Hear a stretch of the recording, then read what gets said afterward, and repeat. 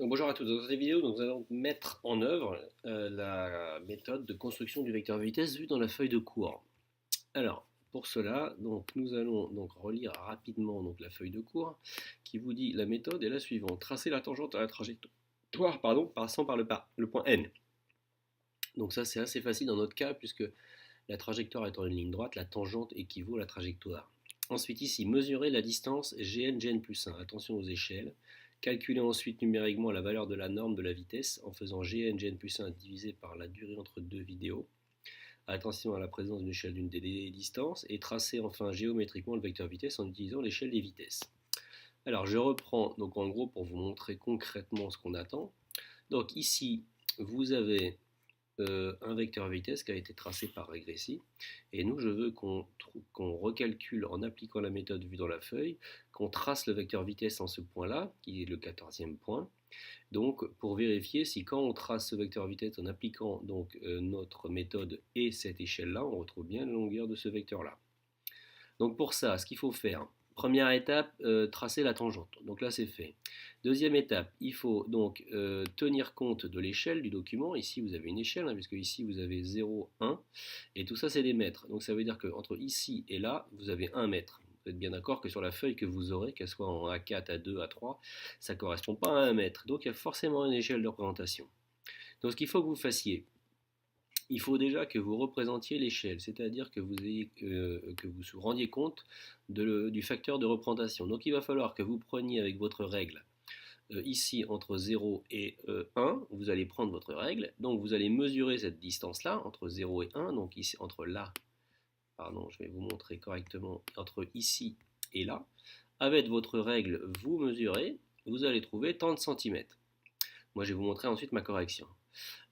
Vous allez donc pouvoir avoir un facteur de conversion entre les centimètres, les centimètres sur le dessin et les mètres dans la réalité.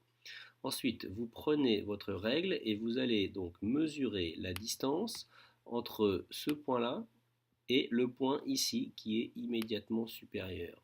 Donc le point à la prochaine image. Donc vous prenez dans ce cas-là votre règle et vous allez mesurer ici donc cette distance. Ici, je mets le 0 sur le plus 1 ici. Là, hop, là, et je vais mesurer cette distance-là. Donc ensuite, une fois que vous avez ça, vous aurez déjà plein de choses. Pourquoi? Vous aurez la distance ici qui correspondra à Gn plus 1 sur le dessin. Vous aurez mesuré donc les centimètres qui vont vous permettre de trouver l'échelle et donc vous pourrez trouver à combien de mètres cela correspond. Donc dans ma correction, cela correspondra, si vous la regardez, donc à la chose suivante. J'ai écrit ici, donc d'après le tableau de régression, on trouve taux égale 1/30 de seconde. Donc ça c'est donné donc, par la vidéo. L'échelle du document. Moi j'ai représenté, j'ai pris sur ma feuille, j'ai vu que 2 mètres étaient représentés par 10,3 cm. Donc je me suis dit que 1 cm représente donc 2, divisé par 10,3, c'est-à-dire 0,20 mètres. Donc pour ça, si vous n'êtes pas très à l'aise avec ça, il suffit juste de faire un petit tableau de proportionnalité. Vous mettez 2 mètres 10,3 cm, vous cherchez pour 1 cm combien ça fait 2 mètres. Pour représenter donc V14, j'écris par définition V14 égale M14 ou alors G14, ça dépend comment vous notez la lettre, si c'est pour G ou M. Donc c'est toujours, si c'est à l'instant 14, donc c'est la position à 14 et la position à l'instant T plus 1, 15, je divise par taux. Sur le graphique, moi j'ai mesuré M14, M15, graphe qui vaut 0,8 cm. Donc 0,8 cm, c'est ce que moi j'ai mesuré quand j'ai pris ma règle, et que ici j'ai pris cette distance-là. Donc cette distance ici, entre là et là. J'ai trouvé 0,8 cm. Donc ensuite, donc si je reprends, en utilisant l'échelle du document, cela correspond donc à la réalité A. Si j'ai 0,8 cm sur mon graphique, sachant que je sais que 1 cm représente 0,20 m, ben j'ai plus qu'à multiplier 0,8 par 0,20 pour trouver la taille M14, M15 dans la réalité, ce qui correspond bien ici à 0,16 m.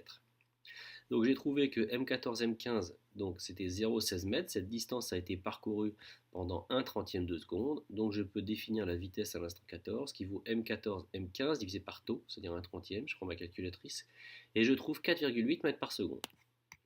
Quand j'ai quand j'ai trouvé cette valeur de vitesse, nous on a une échelle de représentation des vecteurs vitesse. On a une flèche qui représente 5 mètres par seconde. Donc si vous la prenez, vous allez voir qu'ici, c'est cette flèche-là.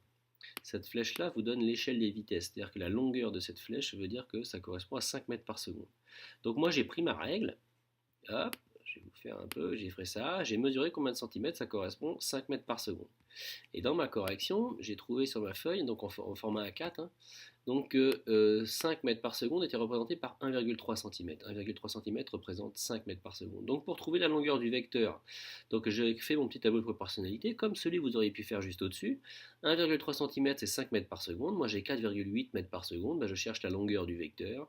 Et ben vous faites L fois 5 égale 1,3 fois 4,8, vous obtenez L égale 1,3 fois 4,8 divisé par 5, ce qui fait à peu près 1,3 cm. Donc concrètement, qu'est-ce qu'il faut que je fasse pour représenter le vecteur V14? Il faut que je trace un vecteur, donc à partir du point 14, donc, dont la direction est la tangente à la trajectoire, donc ici que la verticale, le sens, celui du mouvement, ici vers le bas, et il faut que je représente un vecteur qui sera représenté ici par une longueur de 1,3 cm pour représenter 4,8 mètres par seconde. Et si vous prenez ici, dans ce cas-là, votre règle, vous allez voir qu'effectivement, si vous regardez bien ce vecteur-là et que vous mesurez, vous allez voir que vous allez bien trouver 1,3 cm, approximativement, allez, à 0,1 mm près, donc 0,5 mm près, un demi-carreau près. Donc ça veut dire qu'en gros, vous avez bien appliqué donc, la méthode, ou alors que Régressi a bien représenté le vecteur vitesse, donc dans les deux cas, l'analyse est cohérente. Alors, ce qu'il faut bien faire attention quand même par rapport à ma correction, j'insiste, moi, j'ai fait une correction à partir, donc tout ce que je vous ai donné dans cette feuille de correction a été fait à partir d'une feuille imprimée en format A4. Si je vous donne une feuille 2 en 1, c'est-à-dire avec deux feuilles A4 sur une seule feuille A4, forcément vous n'allez pas trouver donc, les distances que moi j'ai mesurées là. Il est juste à appliquer cette méthode-là avec les nouvelles distances, et normalement, ça ne posera aucun problème. Donc j'espère que cette vidéo vous sera utile.